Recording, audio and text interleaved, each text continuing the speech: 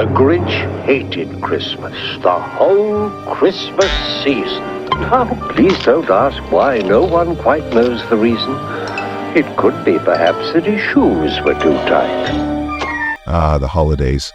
A time for joy, warmth, and redemption. We all know the story of how the Grinch Stole Christmas, the 1966 animated classic based on Dr. Seuss's beloved book. It's a tale of a grouchy green hermit who learns the true meaning of Christmas, right? But what if I told you there's more to the Grinch than meets the eye? Today, we're diving into why the Grinch might actually be misunderstood. But whatever the reason, his heart or his shoes, he stood there on Christmas Eve, hating the Who's. First, let's talk about the Grinch's living situation. He's isolated, living alone in a cave on a snowy mountaintop. Not exactly the picturesque holiday setting, huh? But why is he there? The special gives us a hint. The Who's aren't exactly welcoming. In fact, the Grinch's disdain for the Who's might stem from years of exclusion. Hang pantukas on the ceiling, pile pampunas on the floor.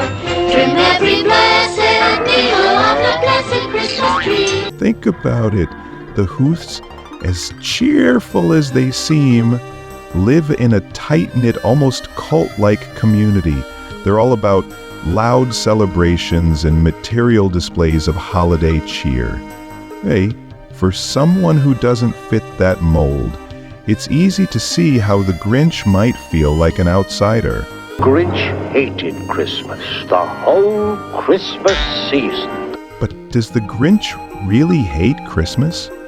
Or does he hate what it represents to the Who's? The endless noise, the commercialism, the pressure to conform.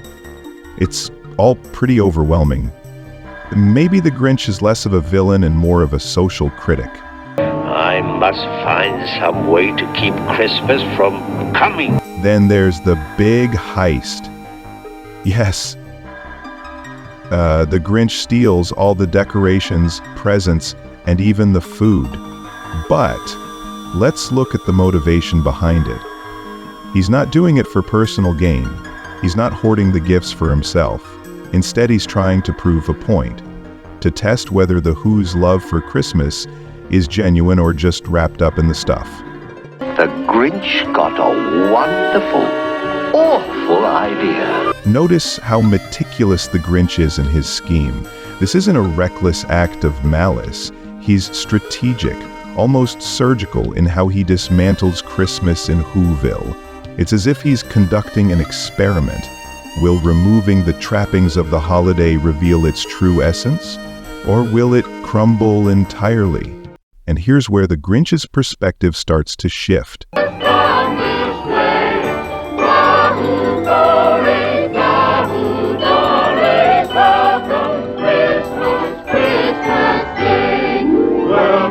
welcome, Wahoo-Ramus. Welcome, welcome, Wahoo-Ramus.